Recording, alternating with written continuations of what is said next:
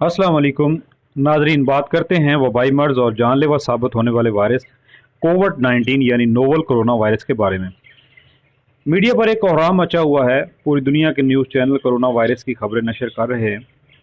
WhatsApp, Facebook और दीगर social media पर लम्हा ब लम्हा इसकी अपडेट चल रही है। रोज़ाना की बुनियाद पर कोरोना से मुतासरा केसेस भी सामने आ रहे हैं। लोगों में एक हैजानी सी कैफियत मुसलसल साथ साथ है। हर शख्स ये महसूस कर रहा है कि अगर ये इन्फेक्शन उसको हो गया तो हो सकता है वो मर जाए। इसमें कोई शक नहीं कि मौत बरहक है। हर जानदार ने मौत का जायका चखना है, मगर ये तासुर भी बिल्कुल गलत है कि कोरोना का इन्फेक्शन हुआ और हर शख्स मर गया। इसके बरक्स आप खबरें ये भी सुन रहे हैं कि कोरोना से मुतासरा लोग सेहत याब भी हो रहे हैं।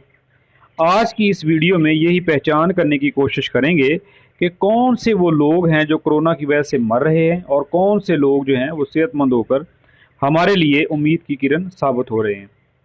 नाज़रीन, इस सवाल के जवाब में अगर साफ साफ और मोटी बात करें तो वो लोग जो कोरोना के बारे में दिए गए मेडिकल SOPs को फॉलो करते हैं, यानी एहतियात को इलाज से बेहतर ख्याल करते हैं, वो लोग बहुत हद तक इससे महफूज हैं। और इसके बरअक्स जो ख्याल करते हैं कि कोरोना नाम की कोई चीज़ है ही नहीं, वो मेरे ख्याल में अहमकों की जन्नत में रहते हैं। बहरहाल इस डबल सिचुएशन में मेरी ज़िम्मेदारी है कि असल हक़ाइक़ से आपको आगाह करूं। इंशाअल्लाह इस सिलसिला के दूसरे एपिसोड में आपको थोड़ा डिटेल से बताएंगे कि असल में कोरोना है क्या, इसका टारगेट क्या है और ये किस तरह अपने टारगेट को नुकसान पहुंचाता है।